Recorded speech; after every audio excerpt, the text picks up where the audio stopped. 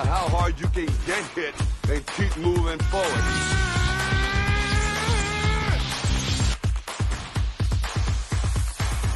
You're listening to the Wrestlebread podcast. Cut the shit. How many red carpets you guys want to walk in your $4,000 ridiculous heels? You will never be able to lace up my Chuck Taylor. This is your fault. This is your fault. I didn't get mad when you stole all my moves. Your daddy's not here anymore. How was your movie, by the way? I missed it. Mine went straight to DVD, just like yours. Careful you don't hurt your neck again going through those ropes. What is going on, ladies and gentlemen? It is a crazy week. It is the week of the draft. And no, your eyes are not deceiving you. Yes, I am here live on a Friday after SmackDown. And that's only because of the NFL draft. You know, the NFL draft. Now we have the WWE draft, which I don't think that's ever happened, that the WWE draft occurred at the same time as the NFL draft. We'll see numbers wise if it was a smart move or not, because I was kind of switching a little bit back and forth between the drafts. I wanted to see who the Cowboys draft. I think I saw who the Eagles draft. I wasn't 100% sure, but you know, it's been a very entertaining week as far as a sports or a sports entertainment fan as well, and even a crazy AEW Dynamite as well. And in case you don't know, my name is Jaydee, the first effing lady of the Bloodline Entertainment Network. And be sure to put your ones in the chats and acknowledge us. So no, I'm not wearing any NFL, my Cowboys hoodies or anything like that. And that's because I wore it yesterday. Be sure to go to the Bloodline Entertainment YouTube channel. You can check out the live watch party that we did yesterday, where we watched the first round and we all, you know, gave our predictions and opinions of how we felt about the first round as well. Kind of going off of how I feel. You may laugh at my opinion, but I'm a Cowboys fan, but I'm not that much of a Cowboys fan where it's like, you know, we're going to the Super Bowl every year. In my opinion, it don't really matter who we, you know, get as the first round.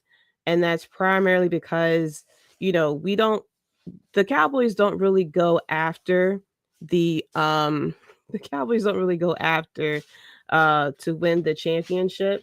They really go at, because no matter what happens, is the Cowboys can go 0-15 and they still will be watched. Their stadium will be used for big concerts and stuff like that. People will still tune in, and that's because Jerry Jones had made it into a money-making market. You know, the Dallas Cowboys is a global brand. I believe they said that the Dallas Star is like the number 2 recognized sports logo in the world. So not only do they have fans outside of the not only do they have the fans outside of the Dallas area, but they have fans outside of the US. And so no matter what happens, people are still going to tune in to watch the Dallas Cowboys. So it's not too much that they're drafting as far as trying to win championships. They're mainly drafting just to keep the money going. You know, they draft someone who is a star, basically, who can give interviews, who can, you know, be on the morning shows on ESPN and everything like that as well. Yes, but shout out to all the people in the chat. Moneymaker Chris, what's up? JD, what's going on? Just in time. Salute the first lady. Just in time, because he's always just in time as well.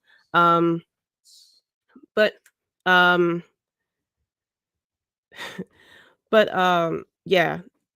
So with the NFL draft, the Cowboys had drafted a defensive tackle. And as soon as the Cowboys pick came up, ESPN started to assume that they are going to pick a tight end. And then they started making comparisons. I think his name was Michael Mayer. I may be wrong, but they was making comparisons between him and Jason Witten, which I was like, first of all, let's all calm down, before we start, you know, putting a lot of pressure on someone to fill in the shoes of Jason Witten of all people. And so they actually went for a defensive tackle, and I wasn't. I'm fine with that pick because I feel as though and I said this on the Tim King show yesterday when we did the live draft party, and that was they might as well just go defense because according to the Cowboys, their offense was pretty much answered. They got rid of Kellen Moore. They're going to have Mike McCarthy do the play calling, and Dak Prescott's still the quarterback. So they might as well go defense heavy so that they could stop. NFC East is a very, very tough division with the Eagles and Jalen Hurts. Giants is coming up, and then now with the Commanders making a lot of moves, their defense is scary. Can be scary as well too. You really need to have a strong defense to stop the strong offenses in NFC East. So they went to that defensive tackle. Come to find out, Michael Parsons actually requested the person that he drafted. I forgot his name. I think it's like Mike. I forgot his name. I'm not even going to try to remember off the top of my head. But Michael Parsons actually asked for this person, and they actually got the person, mainly because so he won't get double teamed when he plays as well. So, that be that. And I see this second round, we got a tight end. So, someone to, eventually develop, and if Dak Prescott is still there to, eventually get thrown to by Dak Prescott. But then switching over, you see I'm wearing the Phillies gear. This week I went to a Phillies game. The first game I went to live. Mozzie Smith, DT out of Michigan. Thank you, Tim. Mozzie Smith, defensive tackle out of Michigan. What's going on? Tim King Show. Be sure to check out his show when we was all on there yesterday, reacting to the draft live as well. But yeah, I went to the Phillies game yesterday, and first time I seen live the pitch clock that they got going on for all the baseball fans. And first of all, the game started at 1, and the game was over by like 3:30. The game went by very fast. So the pitch clock, in my opinion, as a fan, it's great because the games are over. Especially if you're watching on TV. I used to have baseball on as background noise. When it was like one year I had the MLB TV for free, and so I would just put on baseball and I would have it on for like background noise because the games would be like 3-4 hours and whatnot. But with the pitch clock now, the games are over in like a little bit over 2 hours, and it's great because the game goes by fast. I mean, if you get up to like go to the bathroom or get something to eat or something like that, you'll miss things. And so I was like missing people I wanted to watch pitch. I mean, bat and everything like that. And then like the game was like very fast, which is good. Like I said, it's because you're done in like 2.5 hours. But the thing was, for the Phillies pitchers, it felt like they got very tired very quickly because you don't have the time to kind of reserve your energy before you throw the next pitch. Because as soon as the batter is ready and he gets the bat ready, the pitcher has 20 seconds to throw the ball. If the batter steps back, they'll stop the clock. And then as soon as the batter comes back onto the is set, they'll start the clock. So pitchers only have like 20 seconds to throw the ball. And the Phillies went through like 3 or 4 pitchers during the game. I mean, it was to the point I forgot who it was. Someone got hit by the ball by a Phillies pitcher. They were definitely throwing a lot more balls, not as much strikes as we've seen. So it'll be very interesting if we don't really see too many no-hitter games this season. I mean, we've seen it a couple of times. We've seen it actually a lot last season, but I won't be surprised if we won't see a lot of I won't be surprised if we see more, not strikes being thrown, but more balls because the pitchers are starting to get tired with their arm and everything like that. I mean, think about it. Like, there's a big difference. For all my gym people, when you go to work out arms and you sit in there and just like working your arm and everything like that, it's a bigger difference of taking a minute of rest between like doing things and 20 seconds. So, so for Moneymaker Chris, I noticed that too when I went to the Nats game a couple of weeks ago. Yeah, it goes by very fast, but it's just like it's not good for the pitcher because they don't have that much time to rest in between their throws. And yeah, the pitchers were like going to, we kept seeing the reliever come out and everything like that. So yeah, it'll be very interesting, especially once we get closer to the playoffs, the division and conferences and stuff like that with MLB as well. So that was, my little recap of sports with the Phillies and with the NFL, with football and everything like that. I don't keep up with basketball. I used to keep up with basketball. The last time that I was really into basketball was when Allen Iverson played. So that really tells you how long it has been since I really kept up with basketball. That was the last time when Allen Iverson had stopped playing. And I think I kept watching probably till I kept up with it probably right before Kobe Bryant had retired. So yeah. So that goes to tell you.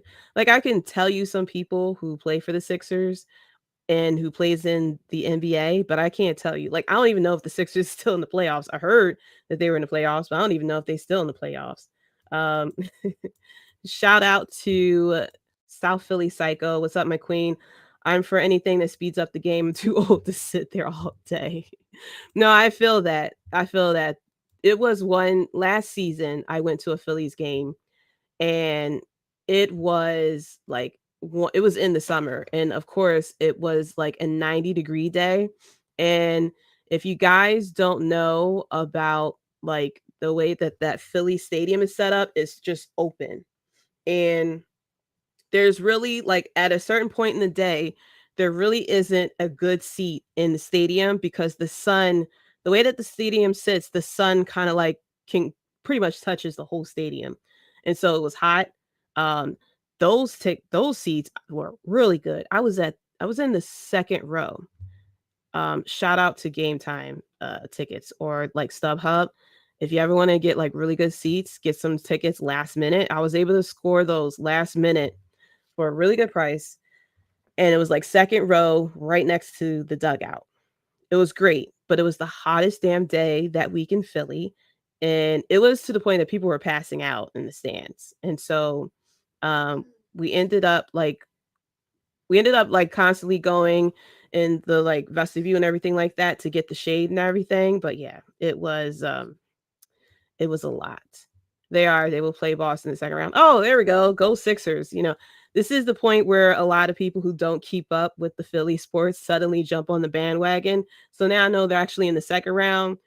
I knew they were in the first round. I didn't know if they were eliminated or anything, but now that the Sixers are in the second round, okay, now I'm on the bandwagon. I'm a Sixers fan.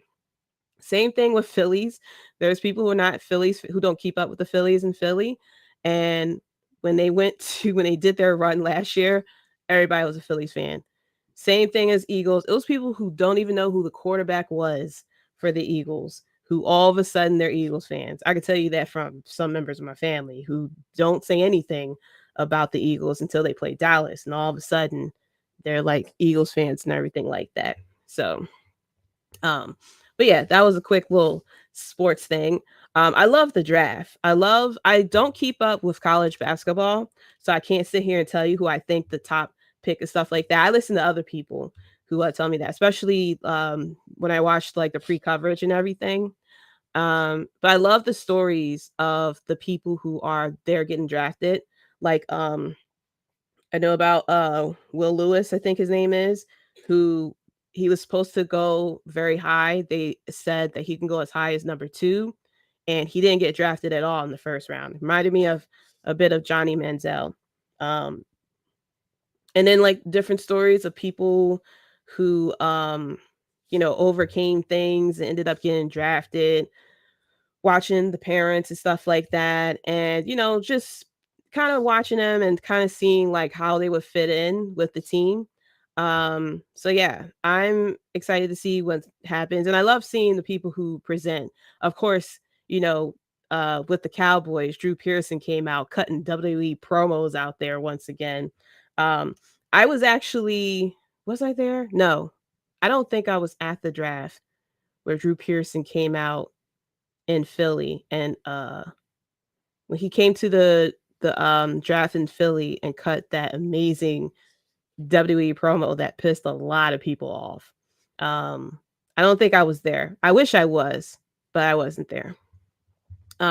So let's get into some wrestling. I know that's what y'all all came here to do. But let's get into some wrestling. Not as much rumors this week. I didn't really keep up with a lot of things that was going on because in it with the NFL draft and the WWE draft and Phillies game and stuff like that. Let's see. From Ben Buster. Shout out to you, first of all. How's the best receiver? See, I don't know my players' names. Let's see. Blend Takeoff? No, Blend Takeoff. Award winner, not drafted in the first round. And that's the things I always love finding out too. Like hearing people who are supposed to be like highly drafted and then they just don't go because, reasons. I know that for Will Lewis, I think I don't know if it's Lewis or Levis or something like that. I heard that he was supposed to go high, very high, but then it came out that his toe injury was a lot more serious than it was, and he's supposed to be getting surgery. And that's what dropped his stock down very low. And eventually he was taken by, and then he didn't show up for night 2. He was, in the green room. He decided not to go there because the way I remember the ESPN reporter was saying, she said that it was because he was heartbroken that, Tennessee didn't take him, stuff like that. And then Tennessee ended up taking him number 2 tonight. So it's just like, dude, you was in your feelings but you got drafted. And a lot of people, of course, was talking about his girlfriend. I was cracking up about her faces and stuff. That's probably why he really went home. He probably didn't want her all over the damn TVs once again.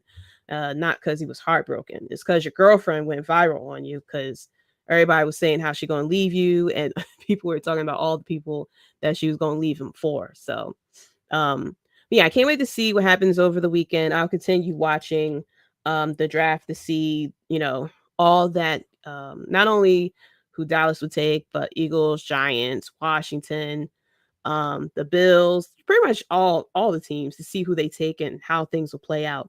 Maybe I'll actually bunker down and get back into fantasy football again. I haven't really played fantasy football since before the pandemic. Because pandemic done messed everybody up. So maybe I'll get back into to it once again. But the biggest news, as everybody was talking about since Monday, was CM Punk showing up at Raw. He was filmed in the parking lot talking to Tamina, and it was said that he actually walked in. People was making it sound like a Vince McMahon situation, that he snuck in or something like that. And then apparently he was kicked out by Vince. Vince wasn't there, but apparently Vince called in or something, and then CM Punk got kicked out. And apparently he allegedly talked to The Miz. He allegedly talked to Triple H and stuff. So take everything with a grain of salt, because these are the dirt sheets that's reporting this. But in my opinion, it's like, it is what it is, really. Where CM Punk is right now is he's between the two companies. He had shit happen in WWE. Despite whose side you're on, he left, walked out, and everything like that. Got fired on his wedding day and everything. Never came back. Didn't have a desire to come back. Even when he was on that Fox show, he made sure to let everyone know that he was not affiliated with WWE. He came back to wrestling through AEW. Became champ and stuff like that. Shit happened. It was a fight that broke out. He left. It was a lot of rumors of lawsuits and stuff like that. and he has yet to really officially return. Now, of course, there's the rumors out there that he's supposed to come back with the Saturday show and stuff like that, and allegedly keep the roster separate, which you can't do because you only have 4 pay-per-views. Eventually, he's going to be around the Elite and other people who don't get along with him. So, in my opinion, I do find it funny that he showed back up at Raw. After all these years, like, I don't know if he is coming back because he realizes, like, is it me? I'm the problem. It's me, like Taylor Swift or something like that. Or if he maybe is thinking of his options or something. There is the other rumor that he sat down with Chris Jericho. And the reason why he sat down with Chris Jericho was to kind of like smooth things over and kind of for Chris Jericho to kind of be a bit of the leader to kind of get people together with everything. Shout out to Clark Street Wrestling Podcast, of course. We got the Bloodline Fantasy Football Draft. Oh, there we go. So yeah, maybe I will participate in it. I actually had my own draft. I actually led my own draft. It was through the NFL. It was through NFL.com. And it was me and like cousins, my nephews, the Hubs, and some other people. And it was one year that I won first place. But I hate playing with some people because people stop playing after a while and then they'll give their picks to people. That happened like the second year or something that I did it. But I used to do it on NFL.com with like complete strangers where you just, go in, you just pick, they'll put you in a league and then you just draft from there. So I played that a few times, and that's how I got to know about Kansas City defense. Right around the time that Patrick Mahomes went there, actually before Patrick Mahomes went there, actually. I think it was while Alex Smith was still there. I got to know the Kansas City defense. They helped me a lot of weeks. But yeah, so yeah, we got the Bloodline Fantasy Football Draft going. I can't wait to see about that. Now I gotta hunker down and find out who and everything like that. But I always played like the traditional.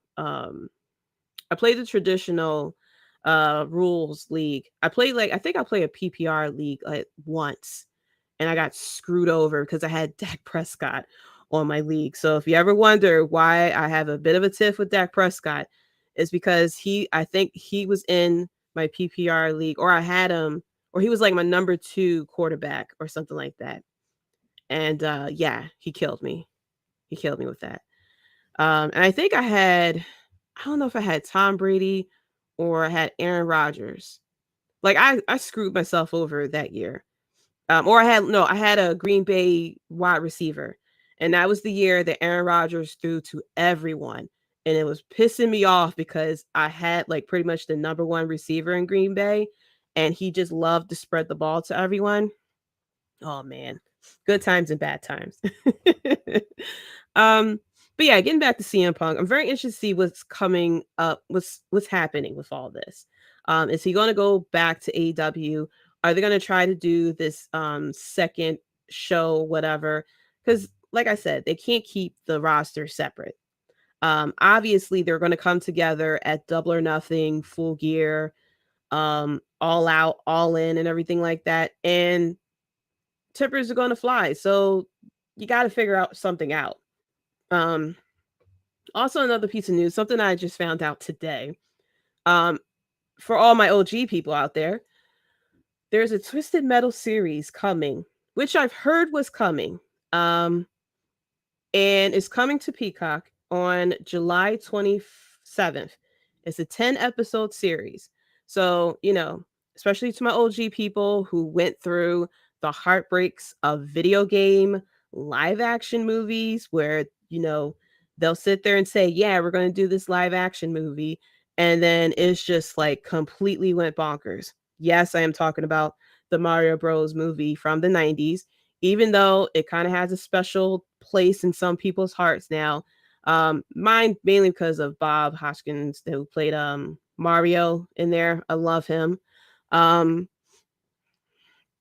yeah, so they showed like a little teaser, and Anthony Mackie is in it, which I don't know how to feel about that. I don't know what we're doing with that. However, they got Sweet Tooth in there, and the person who's playing Sweet Tooth is fucking Samoa Joe. So I'm excited for that portion. Like my mind immediately went to, Sweet Tooth saying, "Oh, Wendy." But they did a little teaser trailer, and it was Anthony getting to a car, and you see the car shooting, with guns on the side and stuff like that shooting. And then it shows the ice cream truck, and then the camera goes around, and you see Sweet Tooth. He turns and he closes the door to the truck. So I'm excited for Samoa Joe as Sweet Tooth, but I'm gonna hold my breath. I mean, I know that we have gotten good adaptations lately, especially with Super Mario Brothers and everything. But I'm still gonna hold my breath with this. But I can't wait to check it out anyway. Of this Twisted Metal series. I don't recall really. I didn't read exactly what this series is supposed to be about. If I remember correctly, the last time I heard about it, it is supposed to follow Sweet Tooth. It's supposed to be a story of Sweet Tooth. But I don't know. I don't know if it's like the tournament or something like that, or it's going to be about how he came to become Sweet Tooth or something. Who knows? We'll see what happens. So let's get into a quick recap of AEW Dynamite before we get into the draft. So we had Orange Cassidy going against Bandito. Of course, Orange Cassidy won to retain the international championship. And then afterwards, the two became cool. Orange Cassidy putting the glasses on Bandito, and they walked away together. The segment that cracked me up was Renee Paquette, I should say, was interviewing Adam Cole, and he was, cutting a promo, calling out Chris Jericho and everything. And then Orange Cassidy runs up and he says, won't you ask a question to us? I just want a match. And so she was explaining what's going on. And then Orange Cassidy goes, oh, and then just leaves. And Bandito just walks up to her and he goes, oh, and then he just leaves. Didn't think I would want a pairing of Orange Cassidy and Bandito just having fun, but I guess we're here. Of course, we're moving the story with the four pillars, with Sammy Guevara and MJF becoming the best of friends, just pretty much KO and Sami Zayn right here. Oh no, KO and Chris Jericho right here. Where that they're going to turn on each other. It's a matter of who's going to turn on who first, and all they're doing is just being the biggest fake friend ever. They're giving each other presents, giving each other kisses on the cheek and stuff like that. It definitely gave me KO and Chris Jericho vibes of the Festival of Friendship and everything like that. What's going on, Streets? Shout out to Streets as well. Thank you for tuning in as well. He gave first of all, like I said earlier, be sure to check out the Tim King show from yesterday, where we all talked about the NFL draft and everything. Streets definitely given a lot of opinion there yesterday as well. Also too, we had Tony Khan, who made an announcement. He had another announcement where he talked about the Owen Hart Foundation tournament, which is back again this year. Matches will be taking place at Forbidden Door, and it's going to be taking place in Canada, with the finals happening in Calgary, Alberta, Canada, which is the hometown of Owen Hart, which I think is very special. I'm hoping that this tournament will be actually for people to get a chance, not to give the titles to the damn power couple that you want to put over once again, even though they are over. But I'm hoping this year that the tournament will go to people who are like the underdogs, basically. People who aren't like at the top, but to able to show like their skills, stuff like that. I guess sort of more like a Mae Young Classic or something, to kind of like give people a chance who aren't really seen like that. We also had Wardlow, who defeated a jobber again in a squash match, and it looks like we're setting up the feud between him and Luchasaurus. We had and then we had the main event. No, actually, we had Jade Cargill, my boo, going against Taya Valkyrie for the AEW TBS Championship. And I believe there was a stipulation where Taya couldn't use her finisher. So, of course, with that setup, Jade Cargill retains. And it looks like we're setting up that match to happen at Double or Nothing next month as well. We have looks like the actual first feud of Jay White. It's going to be him teaming up with Juice Robinson to go against Ricky Starks and Shawn Spears. I have to admit, this segment with Jay White sitting there wrestling and Shawn Spears rating the match as is going on, I laughed at it. I thought it was funny. Even though it probably shouldn't be funny that Jay White should be in something very serious. But I don't know. It's just weird when it comes to AEW because you don't know if the booking is because it's the wrestler's idea or if it's Tony Khan's idea. Because if I remember correctly, still wrestlers kind of have a bit more creative freedom when it comes to the storylines and stuff like that or ideas that they have. So who knows? But we had Sammy Guevara going against Darby Allin, and the match ended in a DQ, which was it ended in the most Eddie Guerrero finish that I ever saw. That actually, like, I know it was done plenty of times in WWE, but I don't think it actually ended the way it ended in AEW, where MJF had tossed the skateboard to Darby Allin, and Sammy Guevara laid down on the ground. And so when the ref turned around, he saw Darby Allin with the skateboard and then immediately DQ'd him. Like, I remembered, I take it back. I think it did happen a few times in WWE, but for it to really happen in a match where the stakes are really high, like this is a tournament to determine who's going to face MJF at Double or Nothing. It was just, I don't know. I don't know how to feel about it. I felt as though this whole thing with the four pillars was set up to kind of reintroduce people to the four pillars, especially those who didn't watch during the pandemic. But I don't know. I'm happy that the four pillars are kind of getting a chance to shine. That we are not having like the feuds with the former WWE people or the elite at the top of the mountain. That we're getting the originals a chance. But I don't know, it's just the way that they executed it. Like it's some parts where it's hitting, and then it's just some spots where it's just like, I don't know, like you're not interested. It feels like wrestlers trying to get to the top, not I deserve to be on the top, if that makes sense. But yeah, so of course, this is setting up a tag team match between Sammy Guevara and MJF going against Darby Allin and Jack Perry, where if Jack Perry and Darby Allin wins, then they will be added to the title match, which will be a fatal 4-way, which we kind of figured what's going to happen anyway. But I guess you have to fill in the gaps. You have to fill in the weeks with the filler episodes of Dynamite before we actually get the setup of the four pillars match at Double or Nothing. I don't know. It was a bit weird. I just realized I did not change this from. There we go. Now we're cooking with grease. So then we had Adam Cole come out to cut a promo against Chris Jericho. Chris Jericho appeared via satellite to said he is not going to be there, but he has his friends that will be there, which of course they came and started beating up Adam Cole.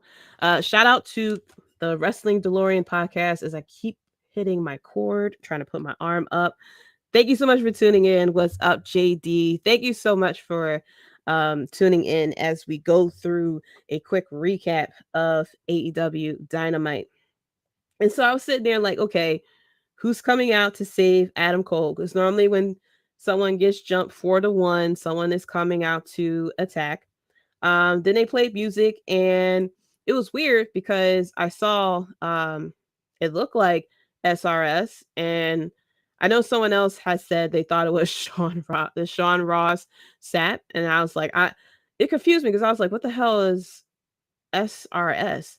And then out came Roderick Strong, and I popped for that because I didn't expect I didn't know, like I knew Roderick Strong was requesting his release, but the dirt sheets was so quiet, everyone was so quiet, WWE was so quiet about what happened with his contract that him showing up was a legit surprise. So I'm happy for Roderick. He's over at AEW with his buddy Adam Cole, and now AEW has most of the Undisputed Era.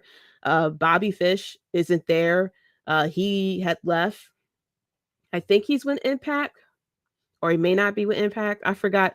I know he went to Impact. I don't know if he's still there, but I'm pretty sure you may want to come back, bro, to AEW because now your three buddies are there with AEW. So I immediately like, okay, book Undisputed Elite versus the Elite. Let's get it going. Undisputed Elite versus the House of Black. I know we're starting off with the Jericho Appreciation Society because that's the default faction that you have to go against. Yeah, but I'm all here for it. Moneymaker Chris said he was with Impact briefly, but not anymore. Okay. Yeah, I know he signed over with Impact, but I wasn't sure if he was still there or he left and went somewhere else. But I'm sure he's trying to negotiate now with Tony Khan just coming back saying, hey, Tony, how you doing, buddy? I think you're the best booker ever. You're my favorite boss. I love you. Let me come back, please. But yeah, so it's just crazy. Somebody needs to check on Triple H because those were his babies. Undisputed Era was his jam. And, now they're all gone. He's probably, side-eyeing Vince McMahon at this point because, yeah, it was Vince's fault that they were all gone. Even though Roderick leaving kind of came, maybe still under Triple H, who knows? But yeah, that all four of them are gone, and now it seems like they're going to be reunited. As Tim King says, I can't wait for Kyle O'Reilly to come back. Me too. I love Kyle O'Reilly, and I can't wait to see the three of them, potentially the four of them, to come back again, and to I know they're going to have the most fun ever because the four of them haven't been together in what? Maybe a year and a half, 2 years at this point, that those four have been broken up and now they're back together again. Yeah. Actually, yeah. I think actually it'd been longer because I think Adam Cole never made it to the main roster. Yeah, Adam Cole never made it to the main roster. I know the last time it was Kyle O'Reilly going against Adam Cole, and I think Bobby was injured or something like that. And I think Roderick was gone. It was just a very weird time for Undisputed Era once they all had broken up. Love me some Undisputed Era. Happy for Roderick Strong. Just need Kyle to get healthy now. I know. I can't wait for those three to get back together. They definitely need to go. They're going to go after the trios title. I know Bobby Fish wants to come back, but truthfully, even though I would love for the four of them to be together, technically you don't need the four of them because they have the trios titles, so they can just go after the trios titles, just the three of them, and just have fun. Them versus the Elite, them versus Blackpool Combat Club, them versus House of Dragon, them versus Death Triangle. Hello, what? I mean, just dream matches. That's what I do like about AEW, that we could just get dream matches, stuff like that. Even though I would love for some of these to be feuds and stuff like that, but If they just decide to do a best of 7 out of nowhere between them and House of Black, I'm not going to really complain about it. You know, I just look at AEW for just the dream matches and let that be that for right now until they figure out storytelling and stuff like that. But yeah, I'm excited about this pairing. I love the Undisputed Era when they were in NXT, of course. Kyle O'Reilly was my favorite member. Of course, nothing compared to Adam Cole, but Kyle O'Reilly, his selling and stuff like that. If you ever checked out YouTube and see people put clips of him like selling and doing like little things and stuff, it's just chef's kiss for that man.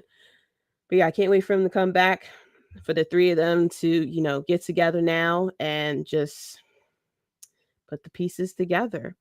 But yeah, so then at the finish, the main event, we had Kenny Omega and Konosuke Takeshita going against the Butcher and the Blade, which Kenny had won by pinfall, and then Bryan Danielson was with the announcers, and of course, heel Bryan Danielson is so amazing. I have to say, like he's a good face. He was great with the Yes movement and everything like that. But him as a heel, it hits different. Like he got fickle over for us. Now we say fickle, and now we use the word amateurs. And he sat there and called Kenny Omega an amateur, and said, told Konosuke that you're not exactly amateur. You're following the wrong person and everything like that. And the thing I liked, the little thing that I liked is that Bryan Danielson noticed like the potential in Konosuke. And he was telling him like, you should join us. We'll, train you. You will no longer be an amateur and stuff like that. And they went to I think the Young Bucks came out and everything like that. And the Blackpool Combat Club was able to get rid of the Young Bucks. And they was going to they got the upper hand. And I think that's when Kenny Omega had the screwdriver, and I think he was going to attack Mox with it, I think, while the Young Bucks were holding them. And you see Bryan Danielson getting Konosuke and go, look what he's doing. Go look what he's doing. Go stop him. Go stop him. And Konosuke, of course, wanting to do the right thing, stops Kenny from using the screwdriver. And of course, because of that, Blackpool Combat Club got the upper hand and everything. And then you see Bryan, and then you see Konosuke like realizes what he did. And then you see Bryan Danielson come in and holds up his hand and everything like that. And then he took down his hand and realized, no, I'm not joining you guys. But I like that little bit of detail that is just like of Bryan Danielson using like the good conscience of Konosuke to kind of like trick him to stop Kenny Omega from attacking. I think it was Moxley who was about to be attacked with the screwdriver. But just that little bit of detail, I really appreciate. And I can't wait for them to release shirts that says amateur. Like it should really be Bryan Danielson pointing at you, like the Uncle Sam Johns, and pointing at you, and in big words it says either you're an amateur or just say amateur. That'll be great. But overall, Dynamite was okay. I figure as we get closer to Double or Nothing that they're going to ramp up everything as far as the storylines and stuff, especially once they figure out how we can get from point A to point B with the 4 pillars and what I figure is going to be the 4 pillars match. But we'll see what goes on from there. So now we are here on Friday with the draft. And there wasn't a lot of details as far as how the draft would be carried out, how many rounds and stuff, the setup and everything. So I kind of felt bad for the people in the crowd because where they were making the announcement by the entrance, but because there's no ramp or anything, the people who were probably at the floor seats and stuff couldn't see. So it would have been cool. I don't know how they would have done it. I mean, it would have been cool if they had like a little bit of a ramp or something like that to the side for people to kind of go up the steps to or something, so that people who have floor seats can see. Because I don't know, I guess because it wasn't on like the Titantron behind them or anything. So I guess you had hopefully the stadium or the arena that they were in had TVs at the right angle that they could look up and watch and see. But no, I felt bad for that. But since we have the NFL draft tonight and this weekend, and WWE decided they are sports entertainment, and they wanted to get a bit of the rub from NFL and have their own type of WWE draft while we have the NFL draft, I figured to treat this draft like this is the NFL draft. And I'm going to pull a Mike Mayock on it. So I don't have gray hair or anything like that. So I can't really, and I can't do his voice that well. But we're going to make this like this is ESPN. So I got my notes here. First of all, I was disappointed at how short the draft was. I assumed that there was going to be 6 rounds like we normally have, but there's only 4 rounds. And they decided that they were going to have people who were not picked to be drafted during a show, during like a SmackDown special or something like that. Little SmackDown special or something like that on Peacock, where they go over people who go more into people who get drafted and stuff. Which I'm like, well, that's cool. Like, y'all could have easily have, I don't know, done a picture-in-picture type of situation and say, these are people who are not drafted. I don't know.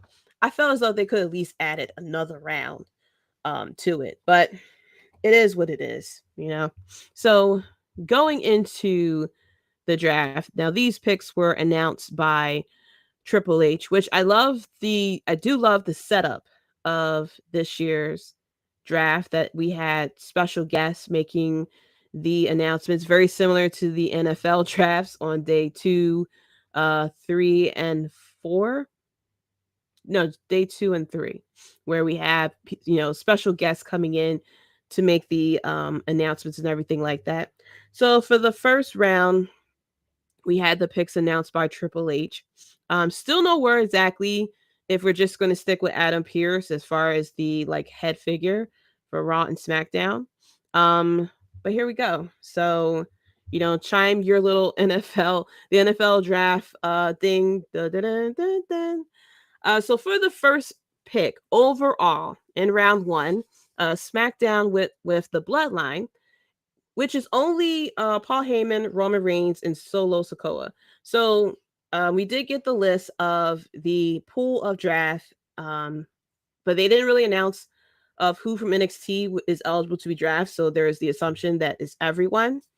So overall from there, for the first pick, we had the Bloodline, which is Roman Reigns, Solo Sikoa, and Paul Heyman, which is a great choice. Of course, I'm not surprised that Roman Reigns went overall number 1 pick. He is the current, champion, 2-belt Roman, 971 days and counting. Yes, he's going to 1,000 days. He was signed in 2010, so he has had a very long longevity with WWE. Multiple time main event WrestleMania, Triple Crown champion, head of the table. Anytime he comes in, everyone tunes in. So I'm not surprised that Roman Reigns had went number 1 overall, number 1 over pick. Solo Sikoa going over, with Roman Reigns definitely will help him out a bit, especially if they decide to potentially split the bloodline with Roman and Solo, with the Usos and everything like that. Solo Sikoa was signed to WWE in 2021. He's the Enforcer, 6'5", 250 pounds. Definitely a good counterpart to Roman Reigns, even though Roman Reigns has such a presence about him.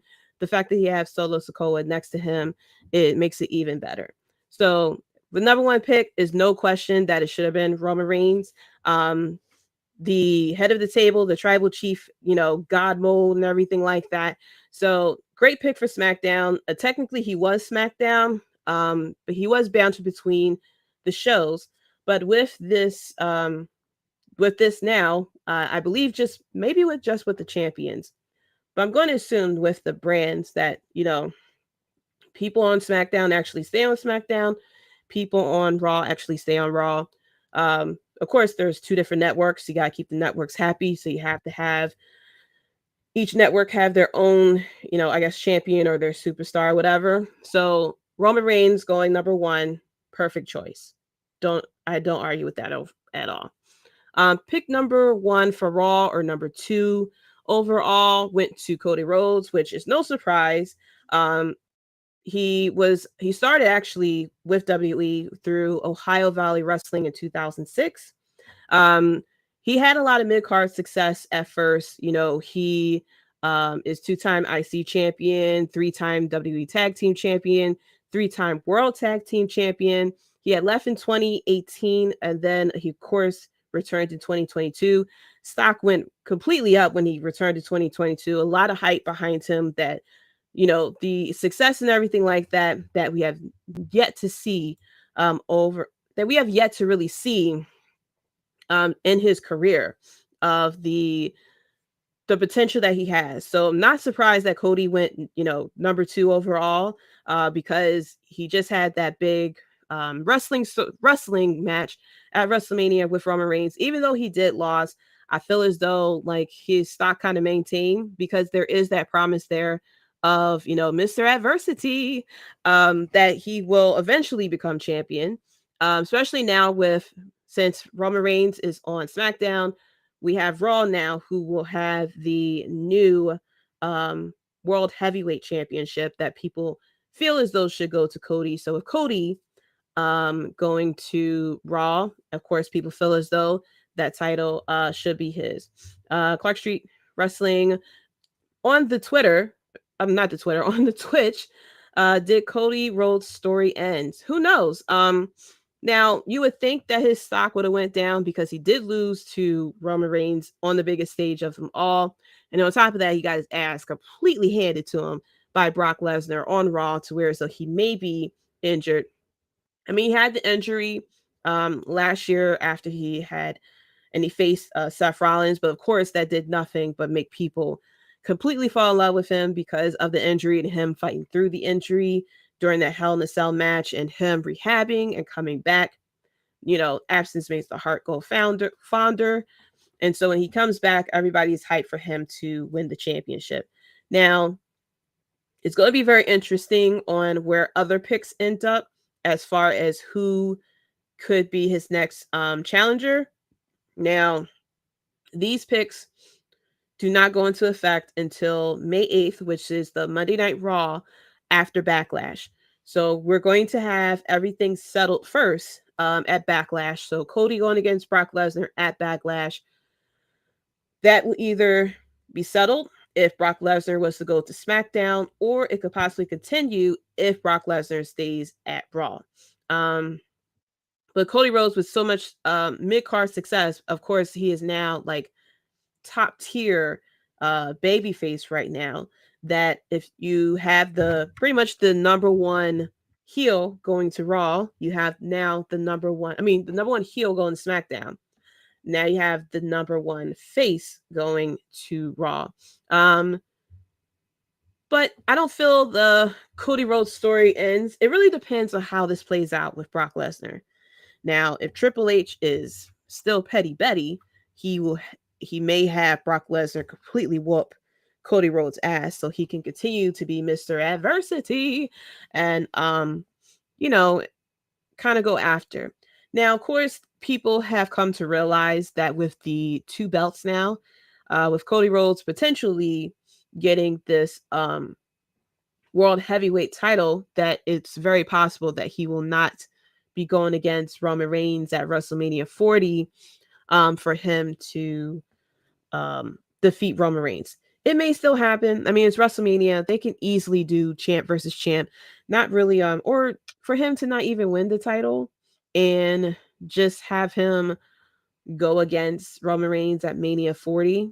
He can win the Royal Rumble and then decide to switch right then and there and have him face Roman Reigns. So just because, we didn't get at WrestleMania 39 doesn't mean that there is a way for them to set it up for it to happen at Mania 40.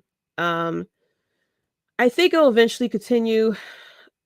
I feel as though that, yes, Cody Rhodes have gone through adversity and stuff like that.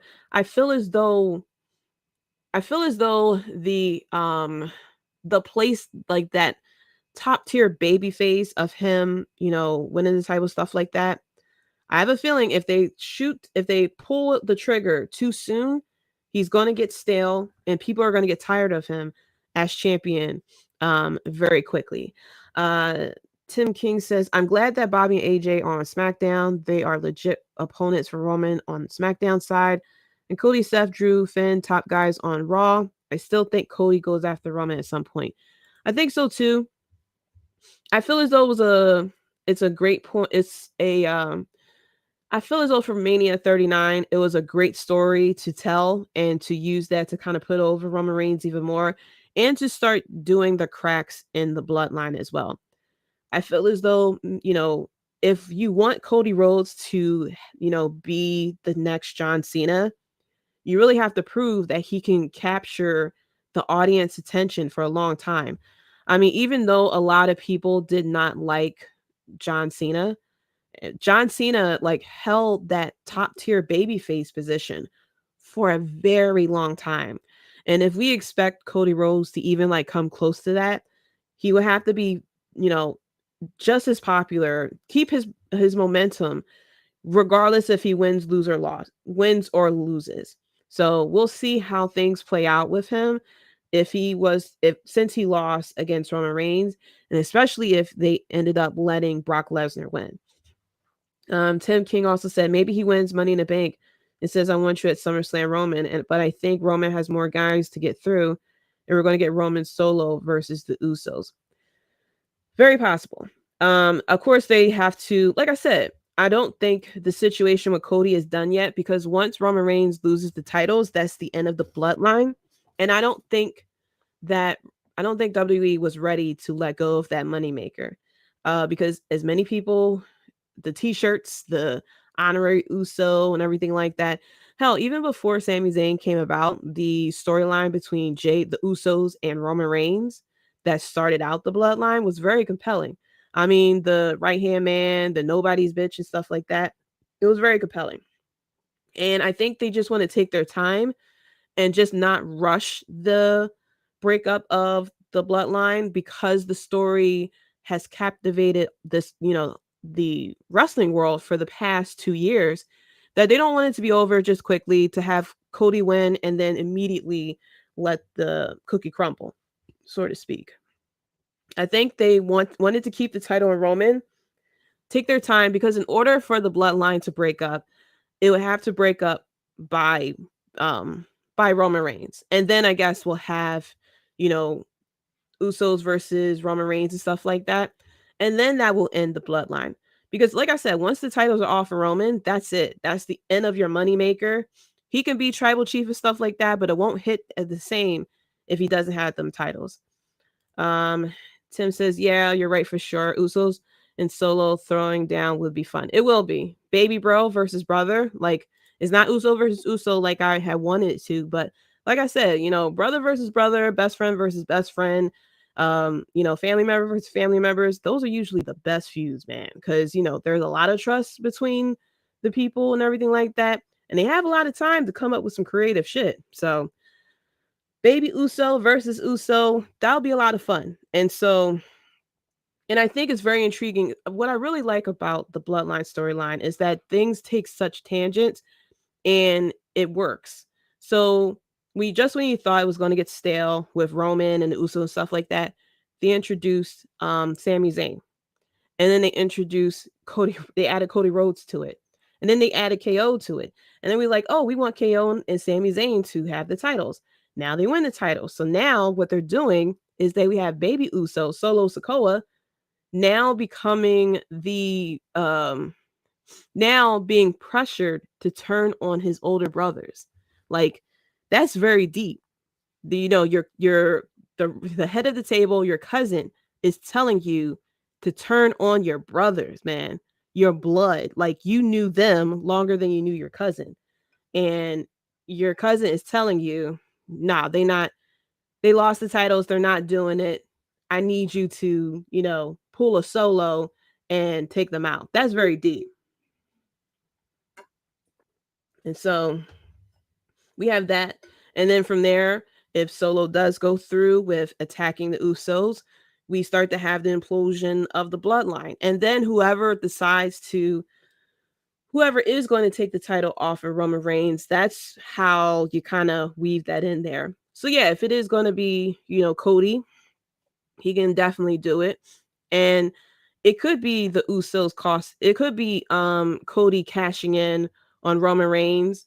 It could be Cody cashing in on Roman Reigns, out of nowhere, and have one of the Usos then turn on Roman at that point.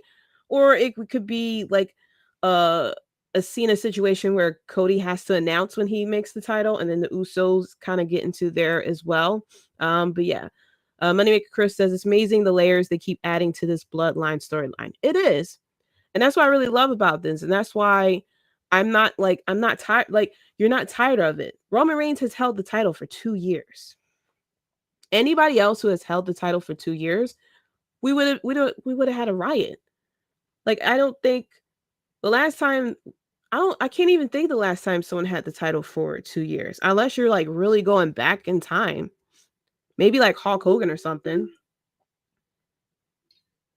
But I can't think of the last time someone has held the titles for 2 years. Because it takes a lot. It takes a lot, and it takes a lot of great feuds. It takes a lot of good storylines in order for that person to keep coming. Damn, that's why I was trying to drink water, because I felt that coming.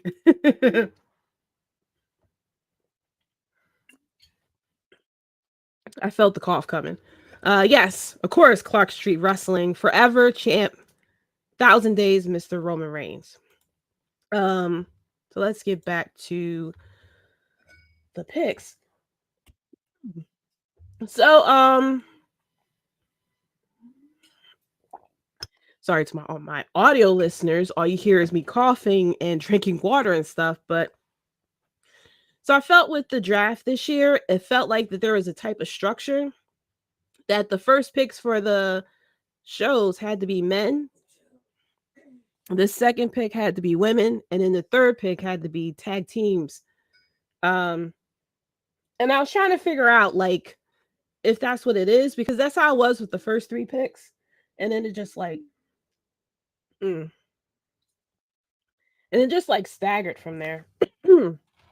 Damn, I'm trying not to cough. And it was just kind of staggered from there. But for SmackDown, the number 3 pick, their second pick, but number 3 overall, is Bianca Belair, which is a great choice, first of all. The number 1 female to be chosen. Current Raw champion of 391 days. So I'm guessing that she is now going to be the SmackDown champion. Kind of similar to what happened with Charlotte Flair and Becky Lynch, where they had to switch the titles because they got drafted to the other shows. So we'll see if that, of course, we're going to assume that Rhea Ripley gets drafted to Raw, that they have to switch the titles. But Bianca Belair, perfect choice as far as the pick. ESPN Female Wrestler of the Year in 2022. She is 3-0 at Raw. She started in 2016 and has been a straight up fire since. She was dominant in NXT, but she became more dominant on the main roster. She did appear at the 2020 Royal Rumble match when she was still in NXT. She lasted more than 33 minutes. She eliminated 8 competitors. Of course, she had the breakout match at Royal Rumble in 2021, where she won the Royal Rumble, and of course led to her match against Sasha Banks at WrestleMania 37. The first time 2 Black women had main evented of WrestleMania, which was asked for by so many fans. Great match. Unfortunately, the build wasn't as good as the match was. I wish that they had a better build between those two, but it is what it is.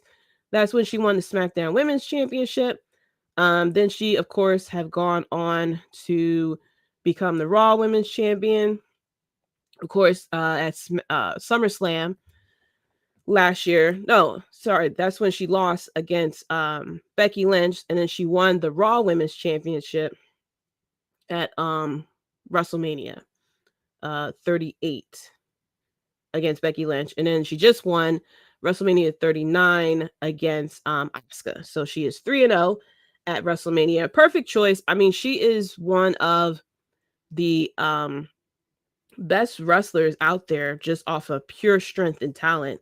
Amazing of how she came from not wrestling in the indies or anything like that, no prior training as far as wrestling, and she becomes this dominant structure as well.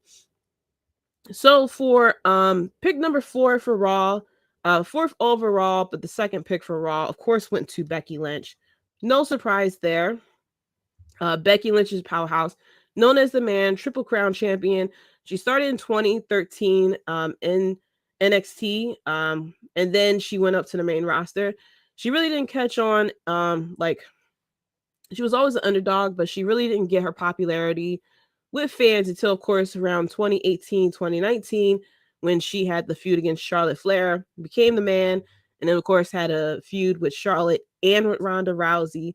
Became one of the first women to main event at WrestleMania as well. That's when she had became champ, double champ, Becky 2 belts and everything, and has been on the tier since. Of course, she became big time Bex, especially when she was feuding against Bianca Belair. Became back the Man not so long ago as well. Became tag team champion with Lita, who then lost the titles when she was teamed up with Trish after that, and is now seemingly in a feud with Trish. She hasn't been showing up to Raw. People like speculated stuff because she turned her account black and said she's not coming to Raw.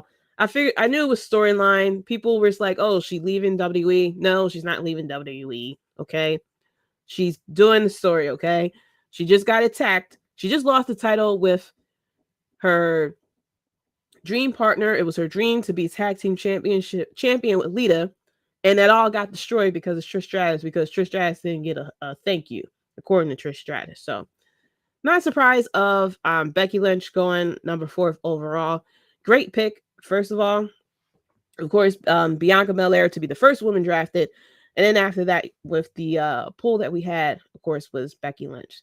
Round 2, which was presented by Michael Hayes and Rob Van Dam as well. This time we had the tag teams. So for pick number 5, the third pick for SmackDown, we had the Street Profits, which not too surprised of all the tag teams. They're definitely the number 1 tag team. No surprise in my opinion. I figured that the Street Profits will be on Raw since Bianca Belair is there. But they debuted in 2016, very popular NXT and everything, and then they came up to the main roster where they became pretty dominant as a tag team. They became a Triple Crown tag team champion of winning the Raw, SmackDown, and NXT tag team championships as well. Of course, with the Usos holding the titles for so long, they're still like the number 1 tag team, of course. But can't wait to see them kind of get back into a little bit more in the title picture. We had Montez Ford, who was a bit featured, especially in the Elimination Chamber. And then, of course, there was a speculation of them breaking up. But with them being drafted together, it seems like we're going to continue them probably either trying to get back into the title picture or maybe featuring Montez Ford a singles run from there. So with the 6th pick of the draft, the 3rd pick of Raw overall, we have Imperium, which no surprise there. First of all, they formed in 2019 at NXT, and then they reformed on the main roster in 2022. Gunther is just tearing it up. He was NXT UK champ, and he's the current IC champ as well. They were the NXT Tag Team Championship also. I mean, Gunther has been on such a great run as the IC champ. Can't wait to see where we go from here. He did recently have the feud with Sheamus and Drew McIntyre, a great match between those guys at WrestleMania. And looking forward to see with this draft of who he would be feuding against from there. We will see where everybody will end up when we see the second day of the draft on Monday. And then with the 7th pick overall, the 4th pick of SmackDown, we have the Hall of Famer Edge. Great pick, first of all. He signed in 1992. What can be said? What can't be said about Edge? Class of 2012 Hall of Fame, Grand Slam champion, held 31 titles in WWE, of course, tag team and everything like that. When he teamed up with Christian, who can, like, of course, everyone's favorite match, one of favorite WrestleMania matches, of course, is the TLC match between Edge and Christian, the Hardys and the Dudleys. Great time for people to be a fan of tag team wrestling as well. Edge, of course, he even went on a singles run, had won championships multiple times. Like I said, 31 titles that he held in WWE. A lot of them were tag team titles. A lot of them were singles titles as well. He recently he retired, I believe, back in 2011. And then, of course, returned years later at the 2020 Royal Rumble to everyone's surprise, and has been pretty much coming in back and forth with WWE since. And he has been looking good. So, of course, not surprised after, I'm assuming, having to take a male, female in a tag team, that your next pick out of that pool has to be Edge. Yeah, it was very cool when he was with Christian, but having Edge, coming around, it's a lot of great feuds that you could start off with Edge.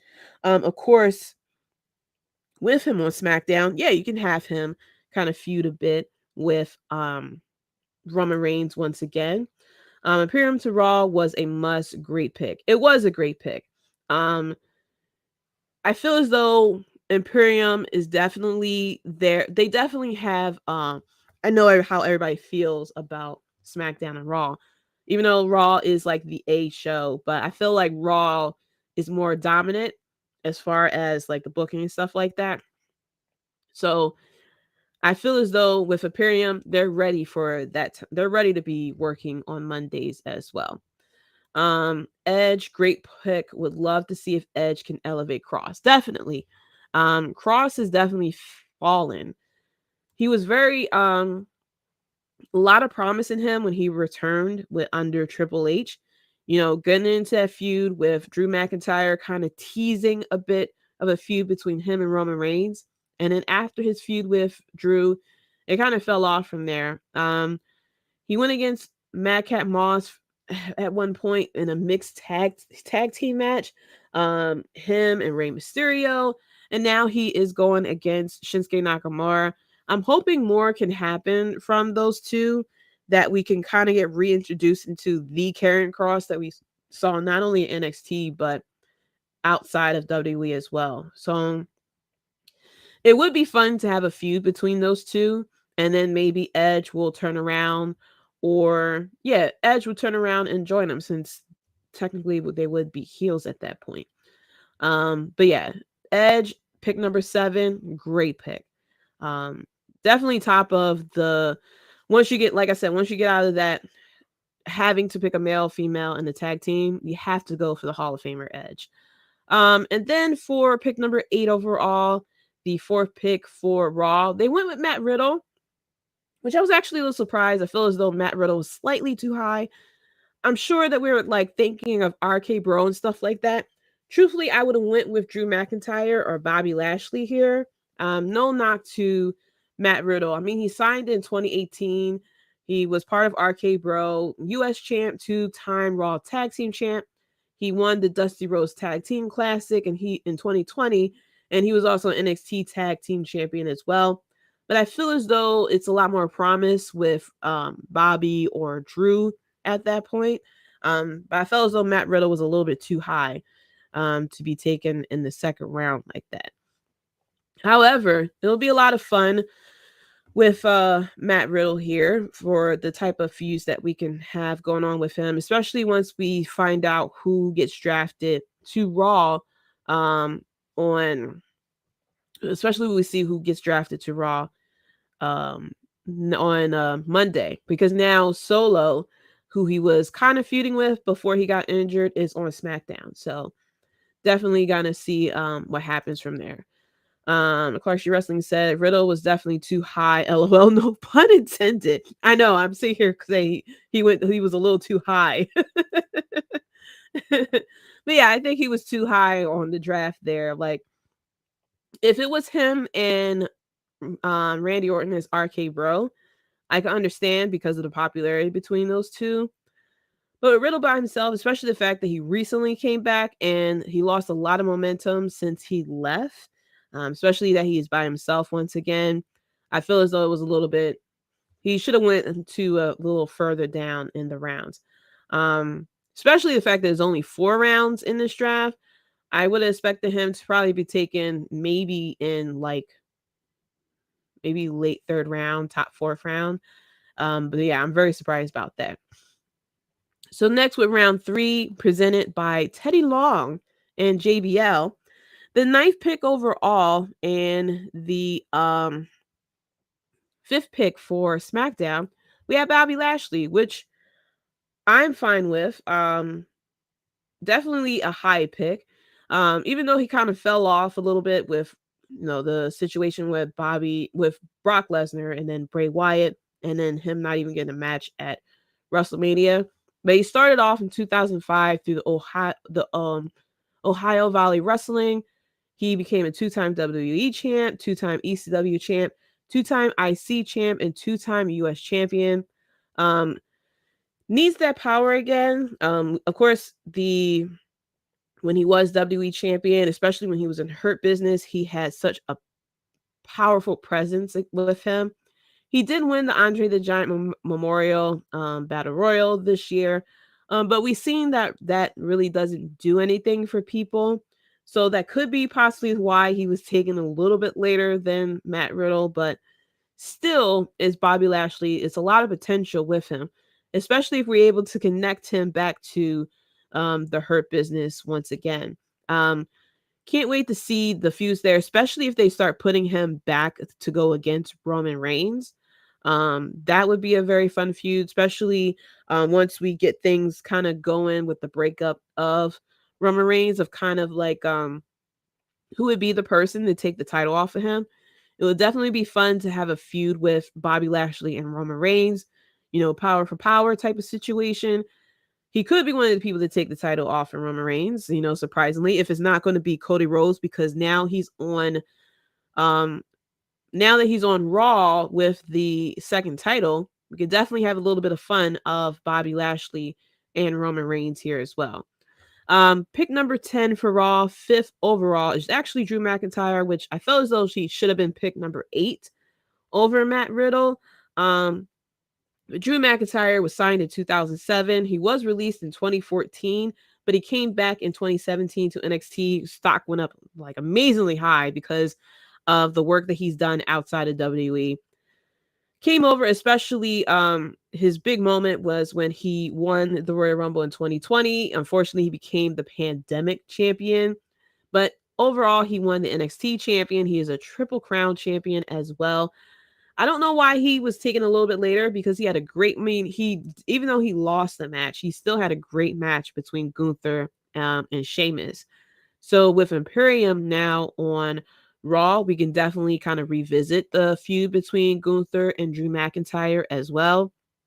Don't know where the Brawling Brutes may end up that we would revisit. I'm not mad if they do decide to go with Drew McIntyre versus Gunther again. That was a very fun feud. It produced a great match between them.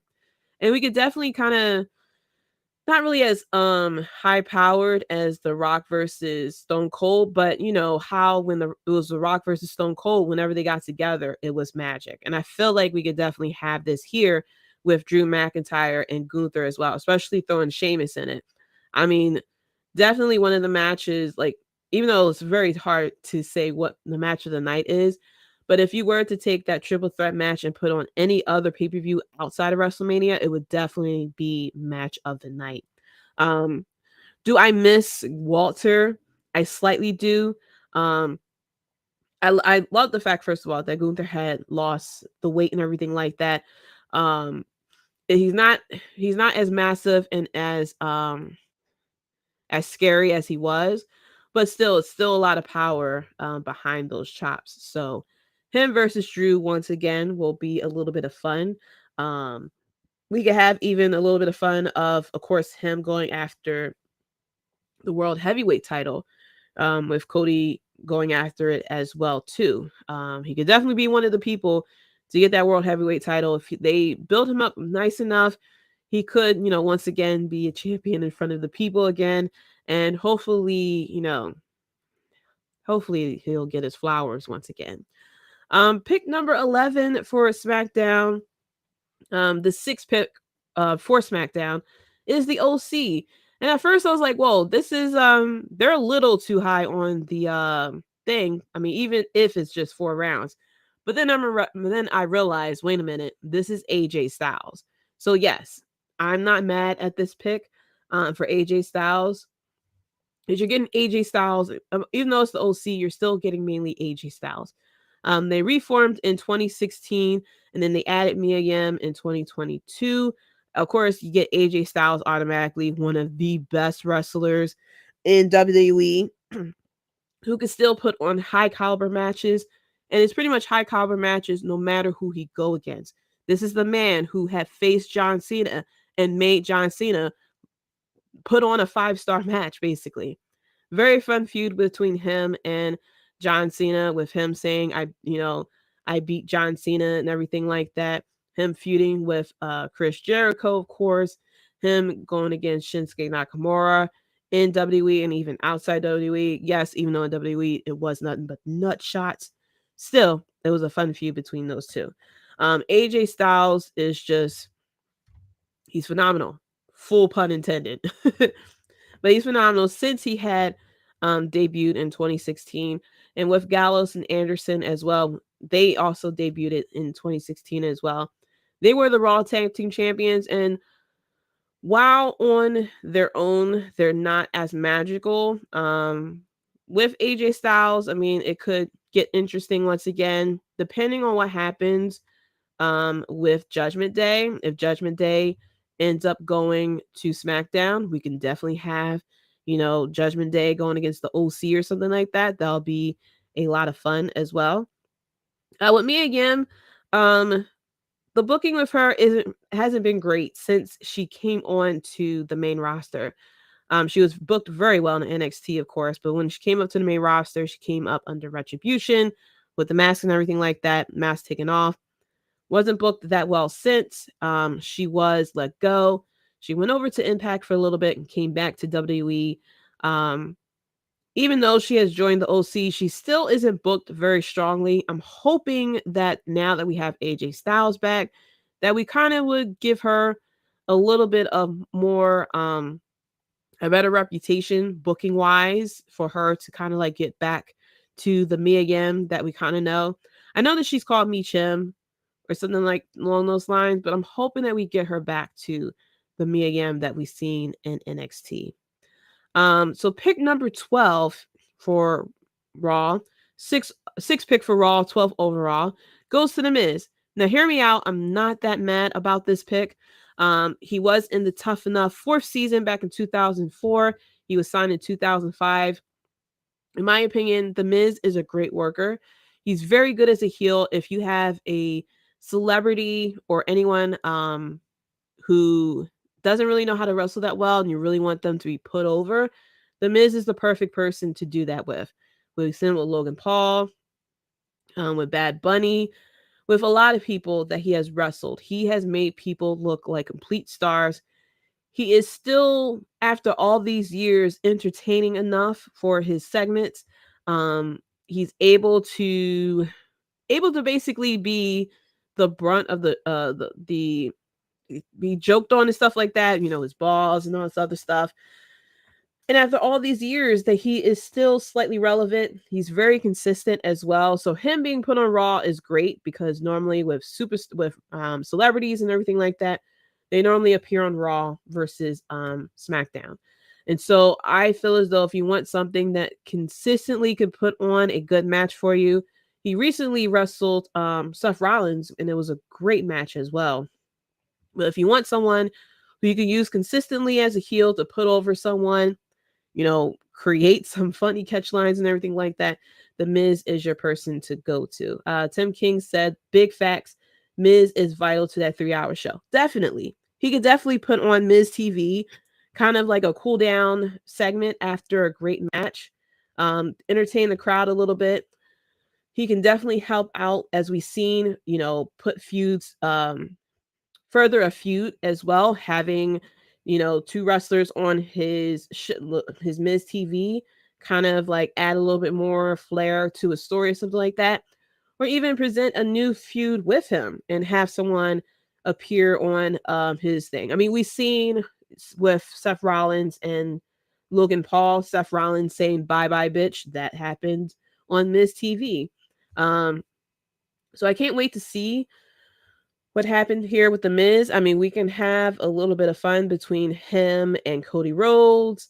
We can have between him and Imperium a little bit going on.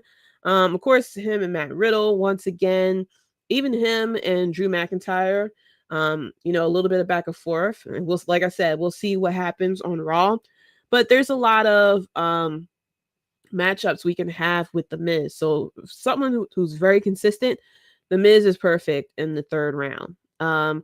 So for the 4th round, presented by HBK and Road Dogg, for pick number 13 overall and the 7th pick for SmackDown, we have Damage Control. So I'm not too mad at the pick. I feel as though we could have had an NXT call up, another NXT call up here. But I'm assuming they only decided to do women on tonight, and I guess the men will be on Raw. And then whoever we find out gets picked up will be picked up after that. I wouldn't mind seeing Omos in there. I know that it's Bailey, so that's why I'm guessing why we have them picked here. If it was just Io, Sky, and Dakota Kai, I would have had them undrafted, truthfully. Since Damage Control has started in SummerSlam in 2022, they was on a bit of a run. They became 2-time tag team champions, but they really haven't done too much as booking wise. I mean, they lost the titles and had a very losing feud with Becky Lynch, Lita, and Trish Stratus as well.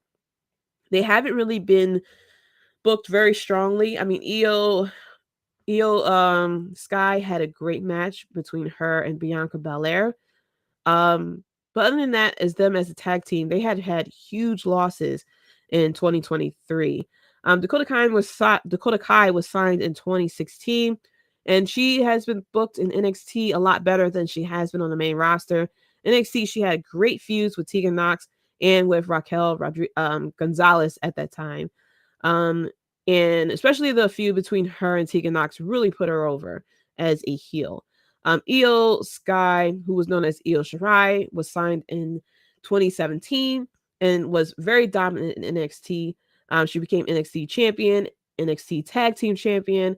She won the Women's Dusty Tag Team Classic in 2022. And in 2020, just her big year for her, where she won NXT awards for overall and best female competitor of the year that year.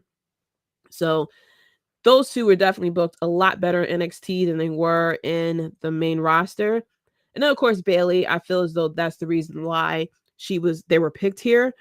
I feel as though Bailey would have been picked a lot higher, but the fact that they had clumped her with Damage Control That's why she has been taken pretty much in the last round here.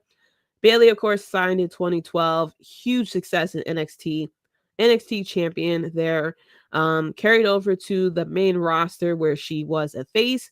And then once she kind of got away from the ponytail and stuff like that, she became the Triple Crown champion, Grand Slam champion as well. The first women's tag team champion along with Sasha Banks. She left for a little bit, came back. Since she turned heel, she's been a great adversary against people like Bianca Belair and Becky Lynch as well. But since she has been paired with Damage Control, her stock kind of went down, especially the fact that she has had opportunities to challenge Bianca Belair for the title, because she had let Io Sky take that as well.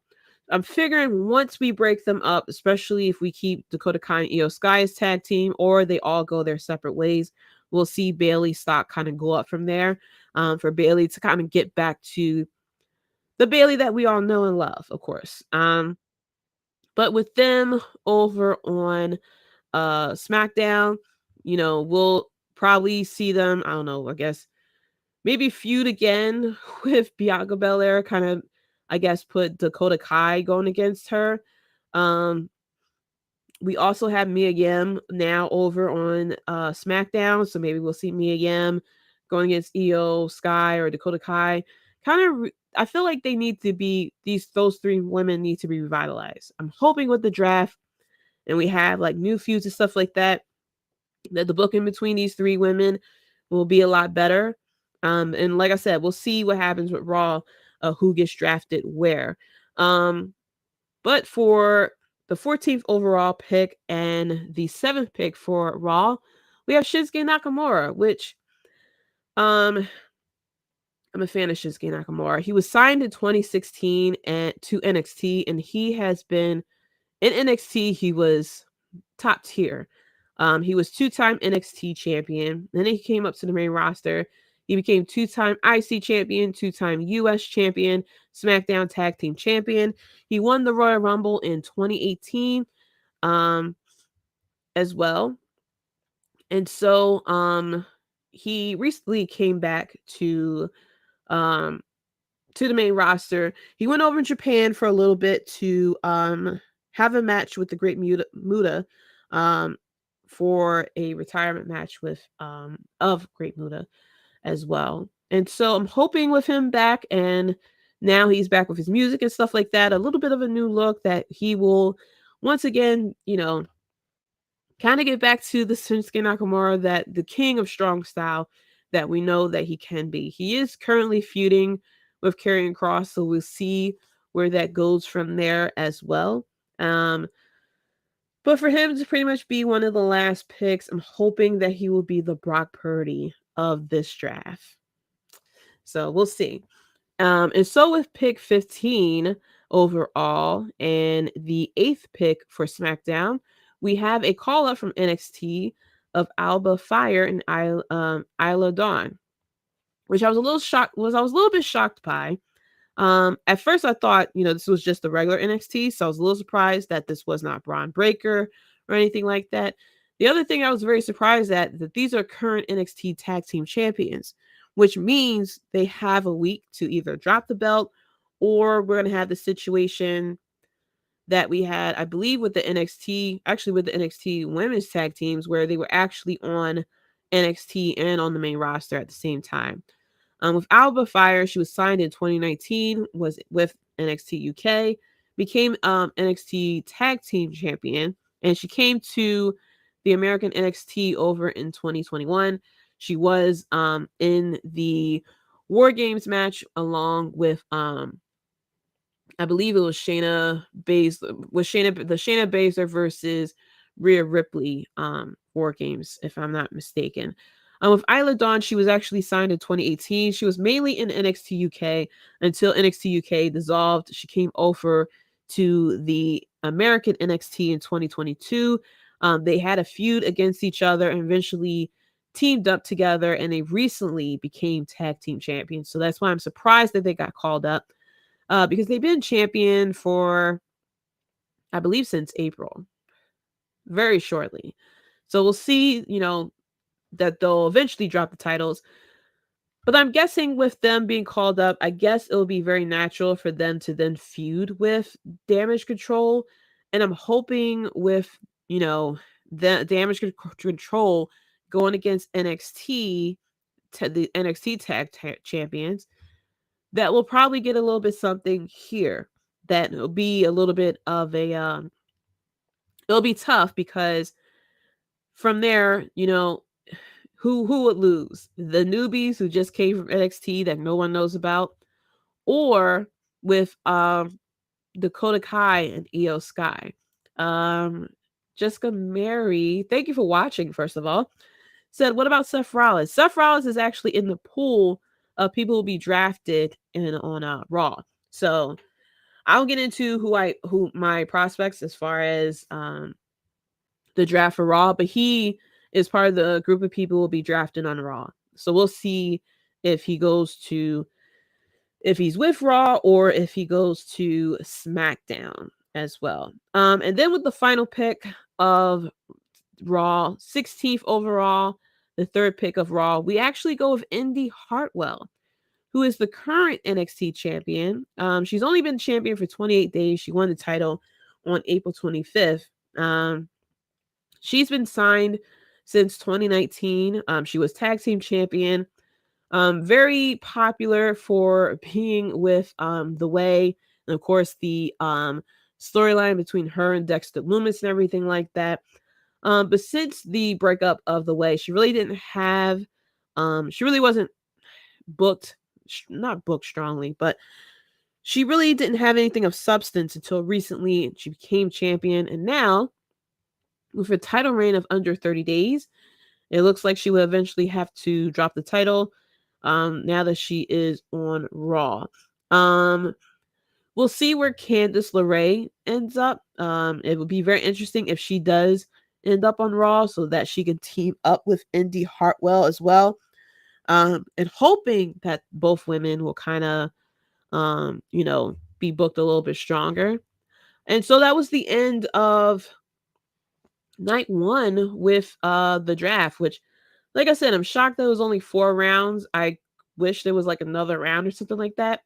I would have loved to see Omos get drafted. It'll be very interested for him to. I'm going to assume he would have stuck with. He's going to stick with Raw. He was signed in 2019. He was aligned, of course, with AJ Styles.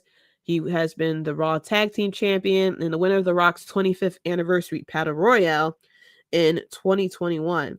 And we have the OC in SmackDown. We have Bobby Lashley on SmackDown as well. So I'm going to assume that he may stick at Raw, but it would be very interesting if he goes to SmackDown and end up being, trying to be reunite MVP and Bobby Lashley for the Hurt Business. But we'll see where it goes from there. As far as NXT call-ups, I'm surprised that Zoe Stark didn't get called up. I would assume that she would have got called up instead of Indy Hartwell. I kind of give Indy Hartwell a little bit time to shine as far as being the NXT champion. I wouldn't think what's her name? Nikita Lyons would have got called up just yet. But I wouldn't have been surprised if she was called up. But I at least thought that Zoe Starks would have got called up as well. We'll see what Candice and Dexter Lumis end up. It'll be cool if they all end up on Raw along with Johnny Gargano, and so that we can reunite everyone together. Another person who wasn't drafted is Dolph Ziggler, and kind of similar to The Miz. He was signed in 2004, 2-time World Heavyweight Champion, 2-time US Champion, 6-time IC Champion.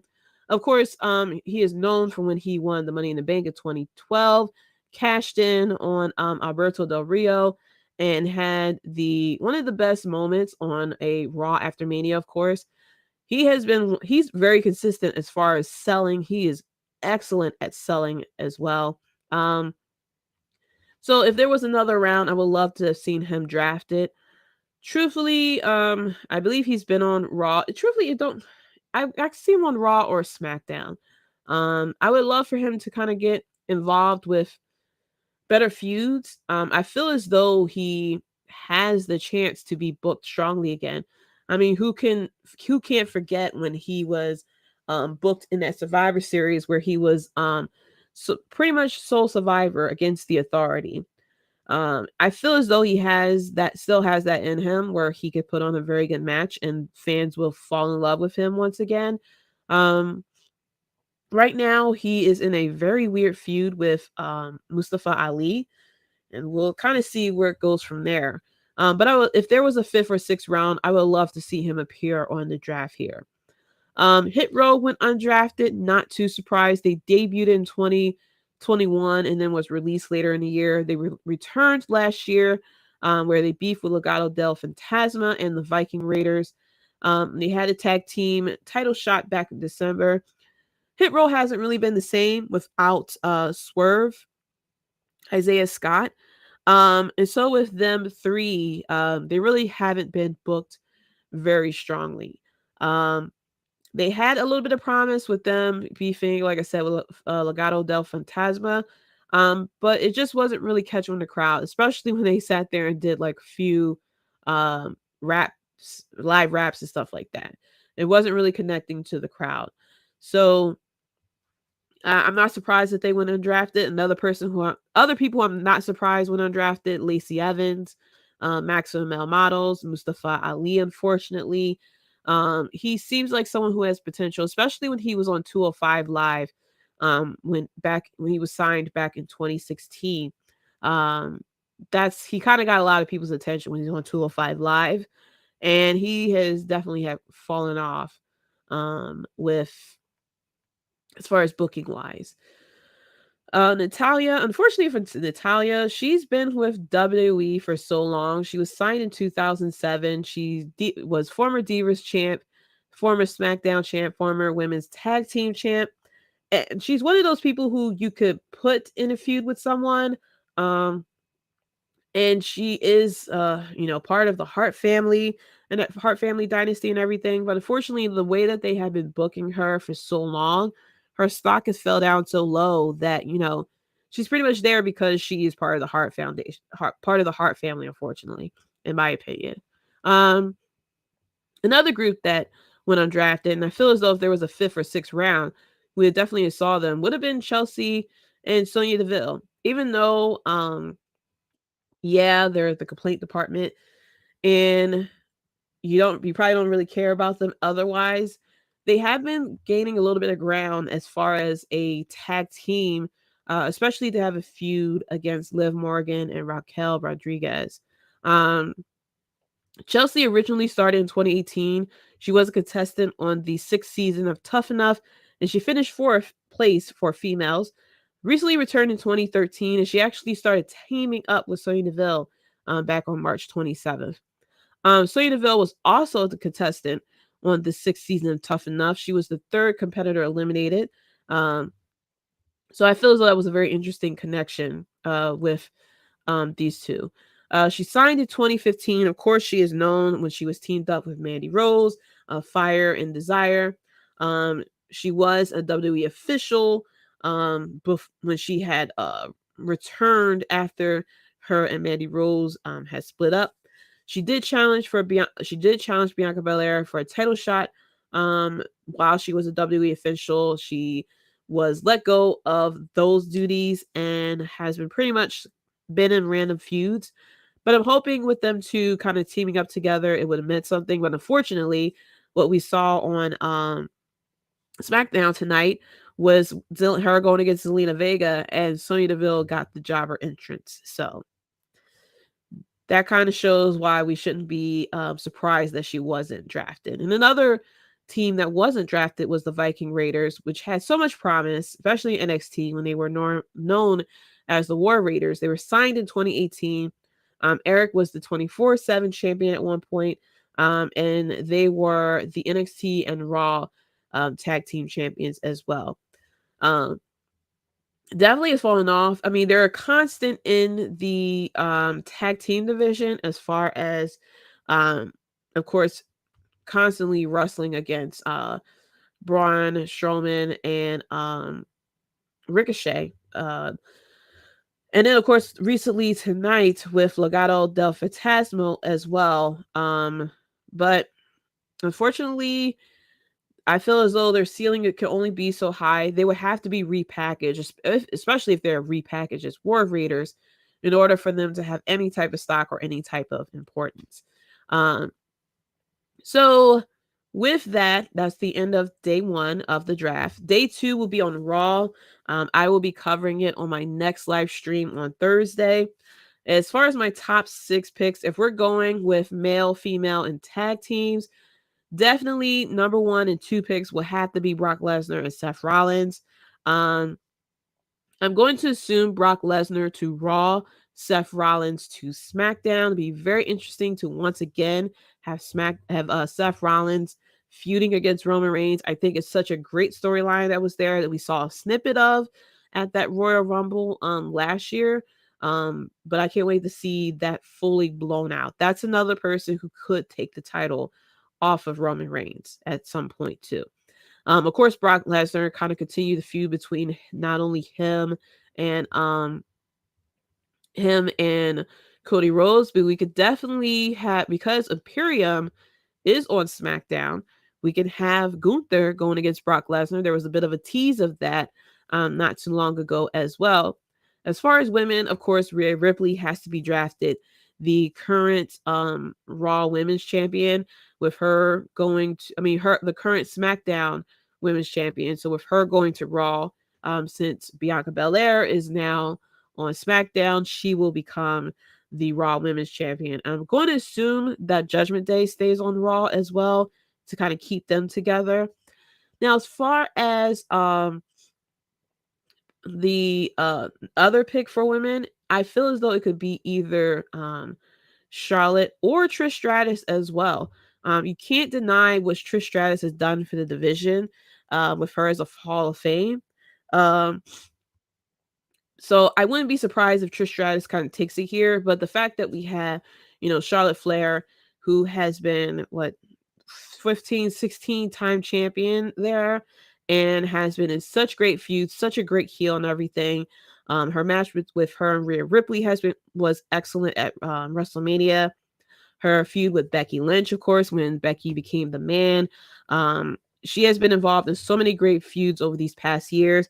You really cannot doubt her excellence for her to be taken as the number 2 woman overall. I think Trish would still kind of be, I would put Trish Stratus probably in the, maybe in the 3rd round, kind of get picked alongside the same time that Edge was picked, because, you can't deny what Trish Stratus has done. As far as tag teams, of course, you have to go with KO and Sami Zayn being picked. And then, of course, the Usos. Very interesting to see, since the Bloodline wasn't all together, kind of like what we had with Imperium and the OC, that we have the Usos and Roman Reigns and Solo split up. If we actually going to have the Usos be put on Raw instead of SmackDown, which will be very interesting. If you want to kind of elongate the Bloodline storyline and kind of put it on hold for a minute or something like that, you could do something like that where the Usos, Solo, and Roman are split up from each other, and the only time that they'll meet each other would be at a pay-per-view. That's a little bit interesting. Some sleepers, people who I think should be drafted high and around, LA Knight, who he got repackaged back to LA Knight after he was Max Dupree.